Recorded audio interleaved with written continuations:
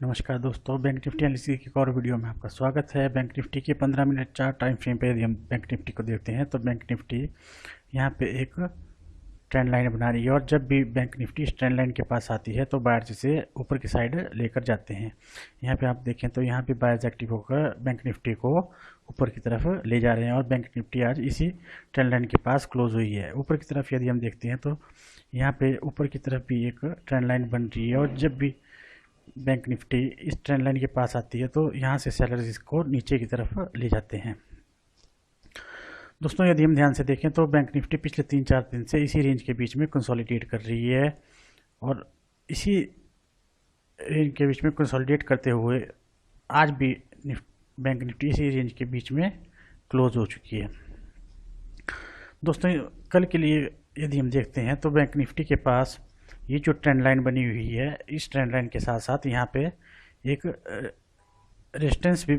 बनी हुई है। यहाँ पे 48,400 से लेके 48,200 के बीच में यहाँ पे एक रेजिस्टेंस भी बनी हुई है और जब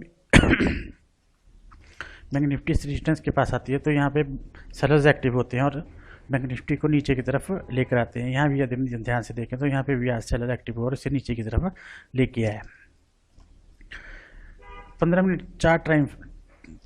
चार्ट टाइम फ्रेम पे 48,200 से लेके 48,400 के बीच में हमारे पास एक यहाँ पे एक रेजिस्टेंस बनी हुई है।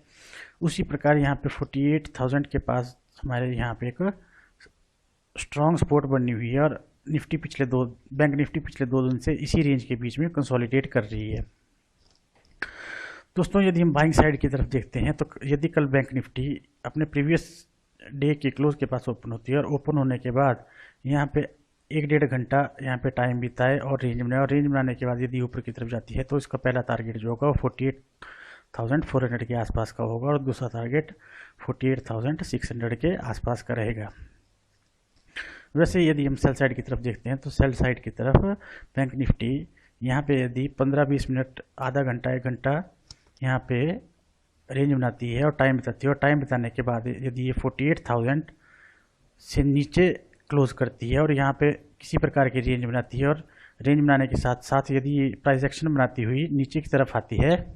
तो यहाँ पे हमें जो पहला टारगेट देखने को मिलेगा वो 47,600 से 47,500 के बीच का देखने को मिलेगा और दूसरा टारगेट जो हमें देखने को मिलेगा वो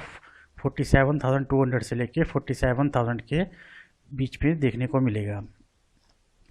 यदि दोस्तों कल बैंक निफ्टी इसी रेंज के बीच में जो कि 48,400 से लेके 48,200 और नीचे की तरफ हम देखें तो 48,000 के आसपास जो यहाँ पे सपोर्ट बनी हुई है, यदि बैंक निफ्टी कल इसी रेंज के बीच में कंसोलिडेट करती है तो हमें यहाँ पे वेट करना है और वेट करने के बाद बैंक निफ्टी जिस भी तरफ को निकलेगी, यदि वो बैंक साइड की तरफ निकलती है तो हमें 48,400 के पास यहाँ पे वेट करना है कि बैंक निफ्टी को इस लेवल से ऊपर ट्रेड करना है, तभी हम बैंक साइड की तरफ यहाँ पे ट्रेड ले सकते हैं। और सेल साइड की बात करें तो हम 48,000 से नीचे हमारे पास बैंक निफ्टी यहाँ पे क्लोज करनी चाहिए या फिर यहाँ पे ट्रेड करे बैंक निफ्टी, फिर नीचे की तरफ आए तो हमें सेल साइड की तरफ अच्छे टारगेट देखने को मिल सकते हैं। दोस्तों, यदि बैंक निफ्टी कल इसी रेंज के बीच में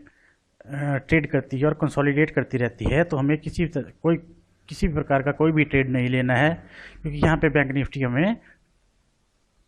टैप कर सकती है। यहाँ पे सिर्फ जो मार्केट रहेगा वो सेलर के लिए रहेगा, बायर के लिए यहाँ पे किसी प्रकार का कोई मार्केट नहीं रहेगा। बायर यदि सेल साइड की तरफ इंटरेस्टेड होंगे तो 48,000